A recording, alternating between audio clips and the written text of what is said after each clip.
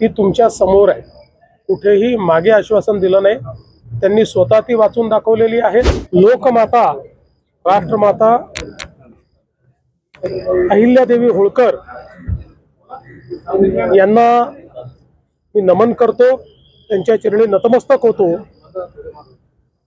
या देशामध्ये ज्यांनी हिंदू अस्मिता जागृत ठेवली, ज्यांनी अनेक आक्रमणानंतर सनातन धर्म जिवंत ठेवला, ज्यांनी लोकशासन आणि लोकप्रशासन कसं असू शकतं याचं आदर्श उदाहरण छत्रपती शिवरायांच्या नंतर दिलं, अशा पुण्यश्लोक अहिल्यादेवी होळकर यांना अभिवादन करण्याकरता आम्ही सगळे लोक या ठिकाणी एकत्रित आलो. मागील वर्षी आम्ही त्यांच्या 300व्या जयंतीच्या निमित्ताने चोंडीमध्ये मंत्रिमंडळाची बैठक घेतली. महाराष्ट्रातले जेवढी शक्तीस्थळ आहेत त्यांचं पुनर्निर्माण करण्याचा निर्धार आम्ही केला. आणि मला सांगताना आनंद वाटतो की जे निर्णय इथे घेतले ती सर्व कामं आम्ही सुरू केलेली आहेत.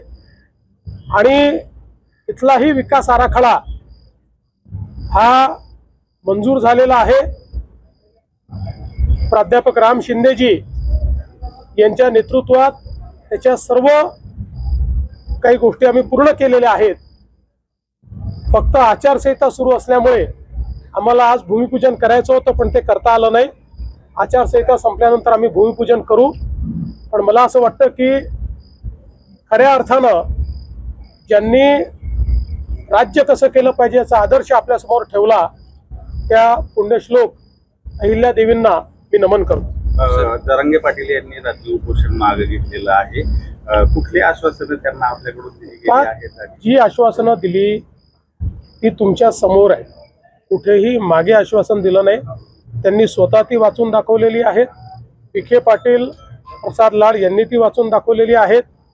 त्यामुळे सातत्याने मराठा समाजाला न्याय देण्याची भूमिकाच ही आमच्या शासनाची राहिलेली आहे. त्यानुसारच कारवाई केलेली आहे. महाराष्ट्रातील सर्व बातम्यांचे विश्वासार्ह व्यासपीठ, सकाळच्या सर्व सोशल मीडिया प्लॅटफॉर्मला लाईक, फॉलो आणि सबस्क्राईब करा. तसंच सर्व नोटिफिकेशनसाठी बेल आयकॉन प्रेस करायला विसरू नका.